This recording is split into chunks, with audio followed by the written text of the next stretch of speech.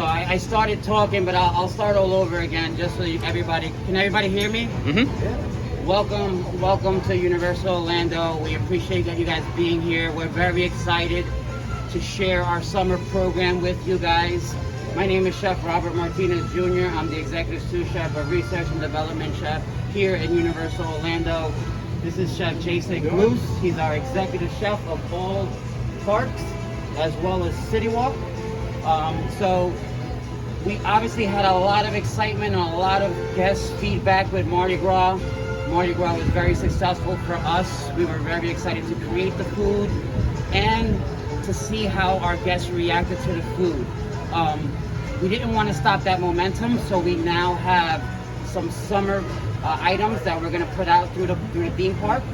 Starting with Battery Park, we'll have a food truck in front of Fast and the Furious, and then we'll have another food truck over by Lombard's Landing, and then there'll be another tent that goes up by the bridge that connects London and Springfield. Oh, okay. Just to talk you through some of the items really quick. You know, a lot of the guests really gravitated over the authenticity of the cuisines that we were bringing and how we were plating them up and how the food was being made in front of them. So we wanted to continue that going. So we ended up bringing a lot of the fan favorites from Mardi Gras. So you'll see things like the Cuban sandwich, which was very popular during Mardi Gras. The arepas. So Chef and I, when we got out of quarantine, we were like, man, we need this cool handheld item that's not a sandwich, that's not a burger. What can it be? And then we started doing our research, and arepas came to mind. It's just a beautiful cornmeal pocket that's easy to be stuffed with proteins and cheeses, and our guests have told us that they love them. So we're going to be cooking them outdoors in Battery Park, as well as the Brazilian cochinas, who are very popular during Mardi Gras as well. So those will be in Battery Park as well. And a new item to the parks, we do it in Antojitos, but inside the parks we've never done it before. We're gonna have Elotes asados, and for whoever doesn't want to get their hands all dirty, we're gonna do it in an esquite style also, which just means it's off the husk and it's tossed in the mayonnaise, and it got the ancho chili and the lime all incorporated inside of it. A couple of fun new items. We're gonna have a grilled cheese truck. We call it the cheese truck because it's more than just grilled cheese. You're gonna have 2 to 3 different unique classic grilled cheeses, as well as some macaroni and cheese. We're gonna do a carnitas grilled cheese, and then we're also gonna just do a plain white mac and cheese, just super cheesy.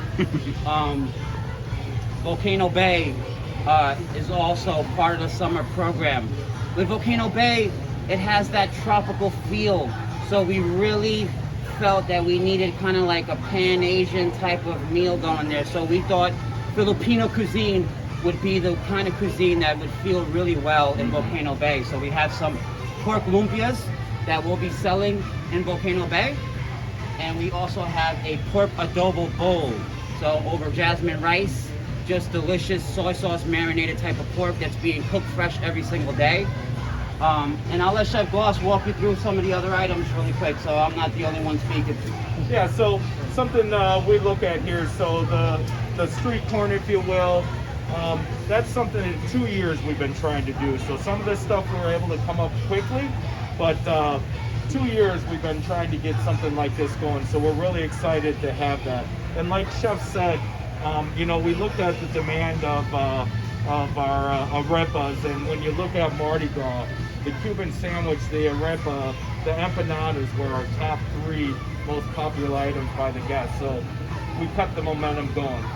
So a lot of this stuff was in the works, and then we were challenged when Mardi Gras ended. You know, our bosses said, hey, we want to keep that going. We need food in 2 weeks.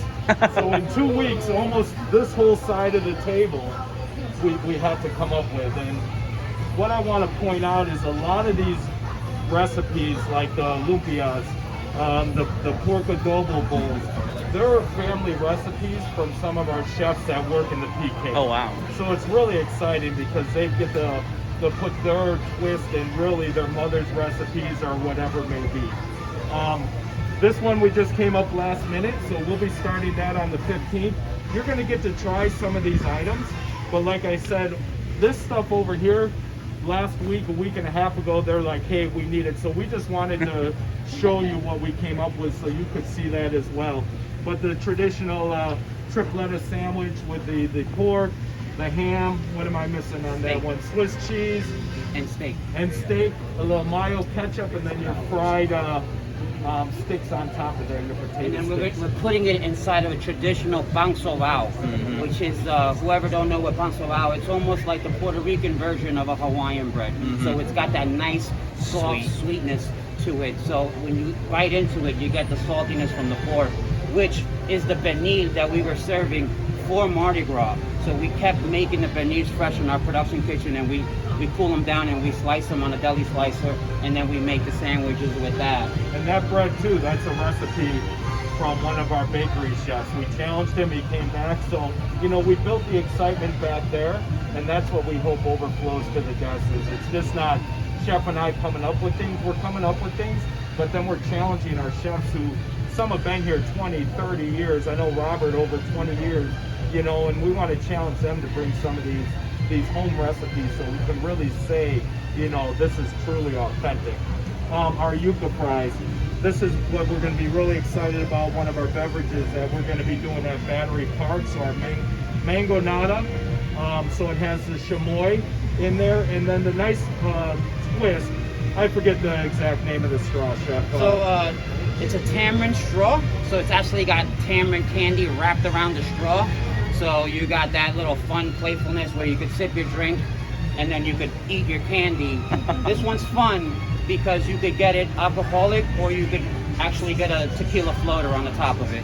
So, I mean, you could probably drink one without the tequila, you could probably drink about 3 or 4 with the tequila, right? So we dust that with a little chili, the straw's dusted with a little chili.